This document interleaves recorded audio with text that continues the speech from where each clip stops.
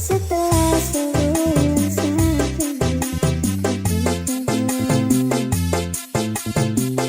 sesedikit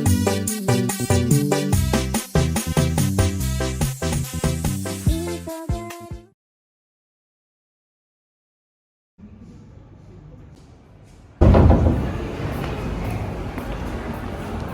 Mana Sapnia?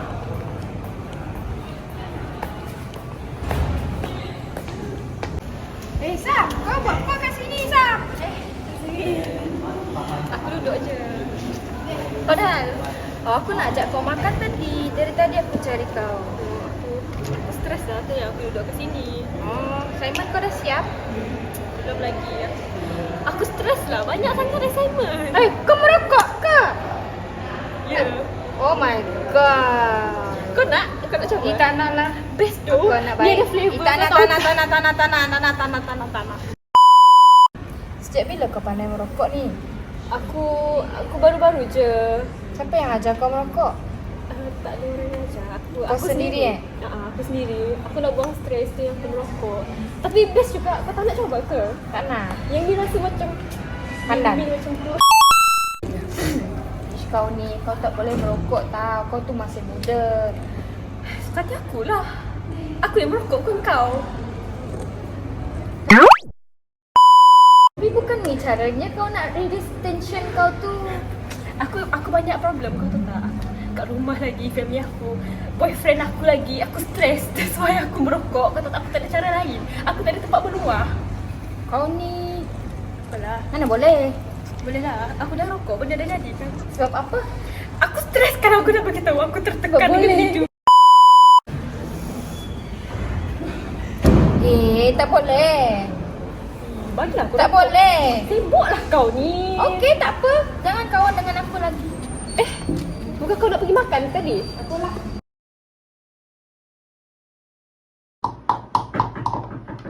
Assalamualaikum, Mak. Waalaikumsalam.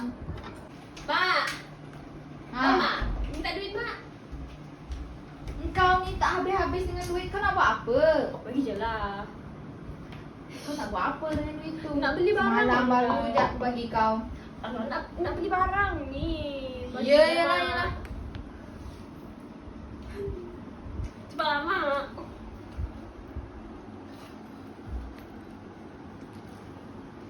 Terima kasih, Mak. Bye, Mak. Jalan dulu. Terus kacau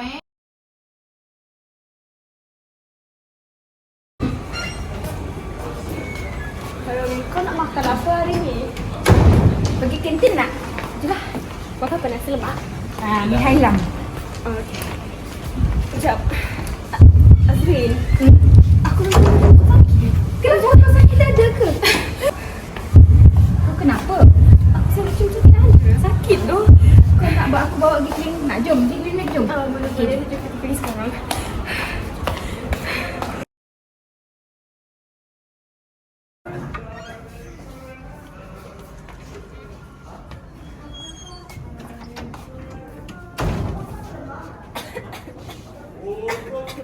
Selamat petang, Cik. Apa yang boleh saya bantu? Doktor, hari ni saya rasa macam tiba-tiba sesak nafas. Anda pernah merokok ke? Saya kerap merokok sejujurnya. Saya memang kerap merokok. Mungkin sebab tu saya tiba-tiba sesak nafas kot hari ni. Doktor, ni kerana sakit tu, Doktor. Thank you. Bombastic side eye, criminal offensive side eye. Berdasarkan laporan saya dapati tadi, Ana ada penyakit pada bahagian paru-paru. Penyakit ni kita baru-baru ni pada tahap 1 yang Ana hadapi.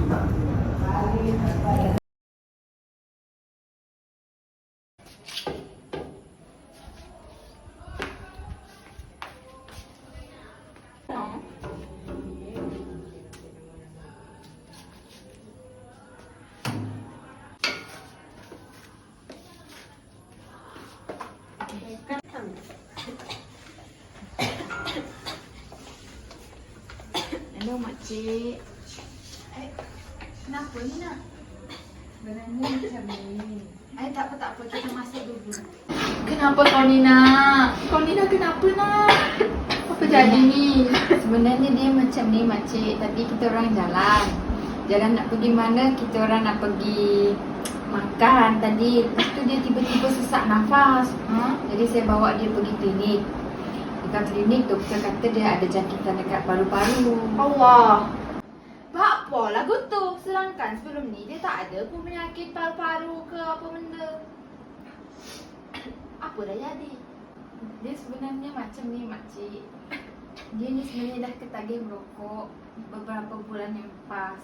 Jadi masa saya jumpa dia tengah merokok, saya dah tegur dia makcik tapi dia tak nak dengar. Jadi sekarang betul ke Nina? Ya betul mak. Saya minta maaf mak. Saya minta maaf. Ya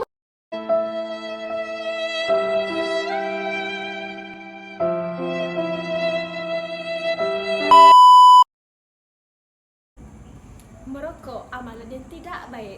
Asap rokok mengandungi 4,000 bahan kimia yang boleh menjejaskan kesihatan badan. Oleh itu, amalan merokok banyak mendatangkan kesan buruk. Salah satu kesan buruk itu ialah merokok mengakibatkan penyakit. Antara penyakit yang diakibatkan oleh merokok ialah kanser paru-paru dan penyakit jantung.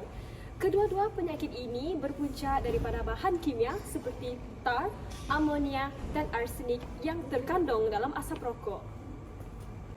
Penyakit ini amat berbahaya dan boleh membawa maut. Kajian saintifik menunjukkan kandungan nikotin dalam rokok merupakan faktor utama penyebab ketagihan. Oleh itu, tidak hairanlah rokok amat sinonim dengan pelbagai penyakit berbahaya seperti kanser paru-paru, kanser mulut, batuk kering, penyakit jantung, barah pudi kencing, kerongkong serta masalah saluran pernafasan. Merokok juga boleh melemahkan akal dan menyukarkan pernafasan. Selain itu, rokok juga mengakibatkan perasaan gemetar dan malas. Merokok juga akan mengakibatkan ketagihan. Ketagihan berpunca daripada nikotin dalam asap rokok.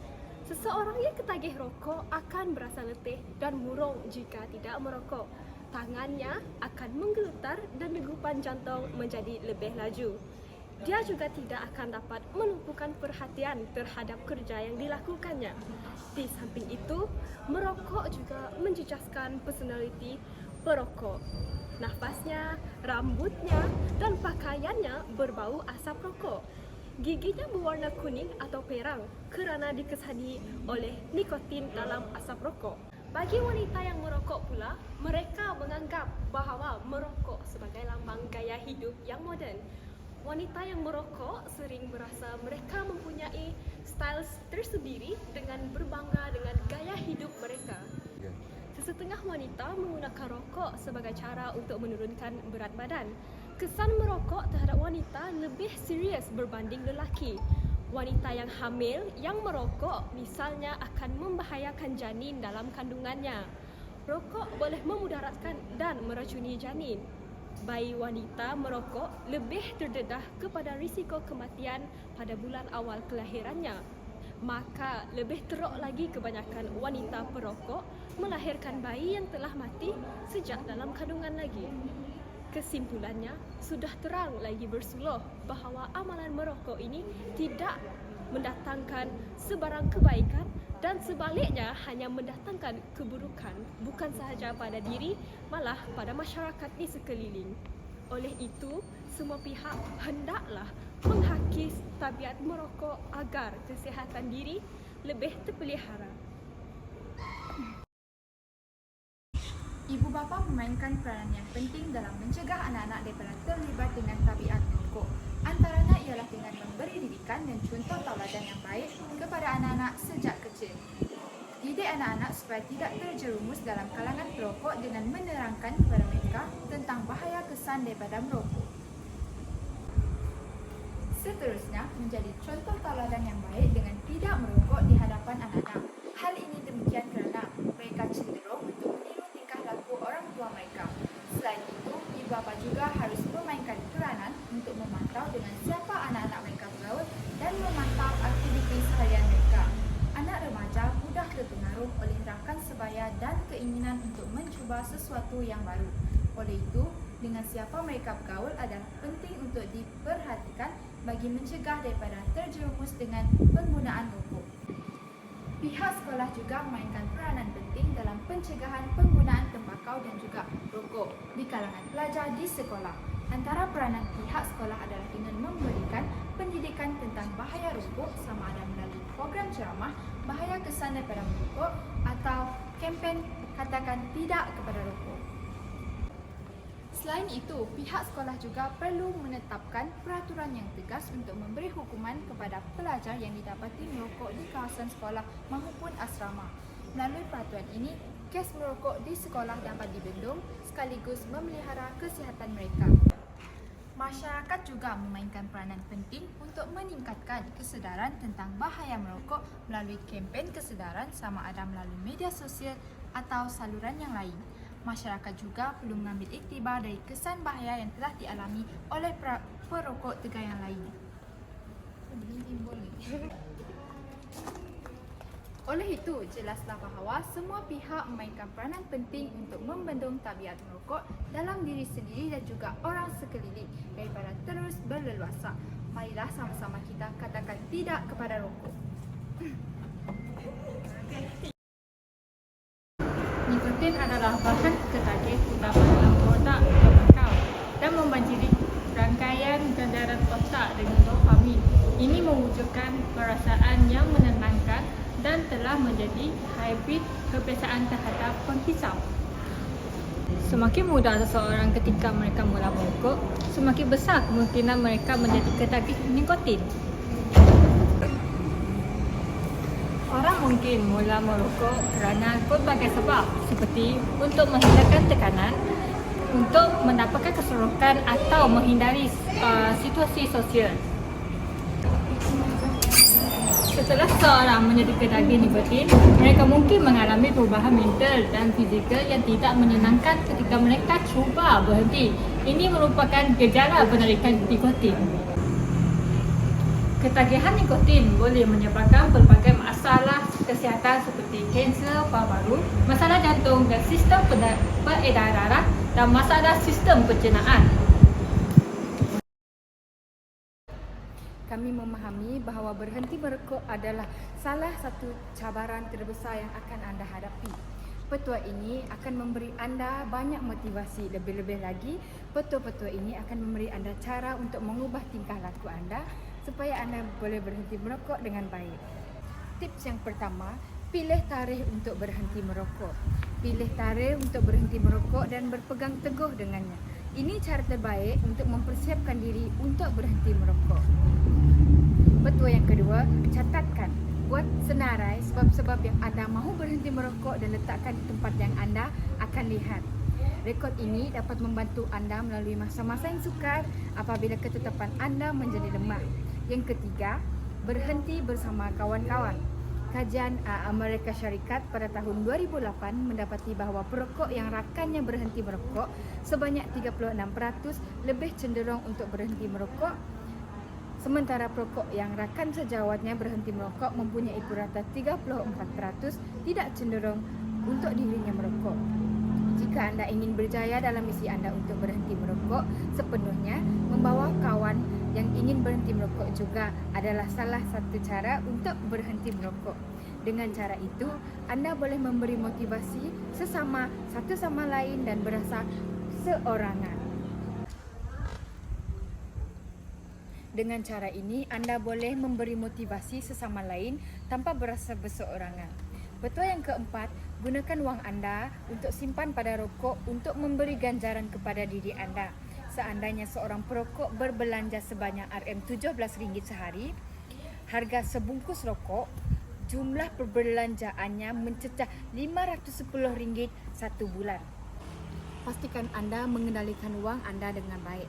Sediakan akaun khas atau mulakan tabungan untuk menyimpan wang untuk anda simpan. Kemudian, untuk bahagian yang menyeronokkan, memutuskan cara membelanjakan simpanannya.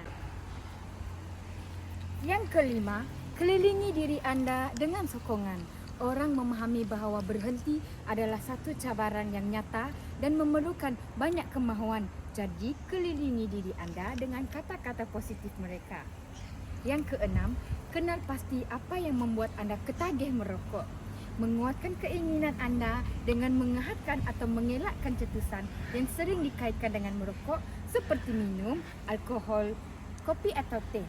Sekiranya itu berlaku, cuba mengurangkan peminumannya mula-mula anda berhenti merokok. Yang ketujuh, memenuhi masa untuk menahan keinginan untuk merokok. Apabila anda merasakan keinginan untuk merokok, memenuhkan masa anda dengan perbuatan yang berfaedah. Buat senarai untuk perkara yang boleh dilakukan dalam 5 minit sebagai strategi menahan keinginan seperti berjalan-jalan, menelefon kawan atau minum segelas air. Yang ke-8, melepaskan tekanan. Aktiviti fizikal adalah cara terbaik untuk mengatasi tekanan daripada berhenti merokok dan ketagih merokok. Berjalan, berlari, berenang atau melakukan aktiviti baru. Kapasiti paru-paru anda akan meningkat sebanyak 10% selepas 9 bulan anda berhenti merokok. Pastinya anda mampu melakukan lebih banyak selepas itu. Yang ke-9, pemakanan yang sihat. Ketagihan rokok boleh dikelirukan dengan rasa lapar. Sediakan buah-buahan, sayur-sayuran dan makanan sihat lain yang berguna untuk saat-saat ini. Itu adalah beberapa petua yang dapat saya kongsikan bersama anda untuk berhenti merokok.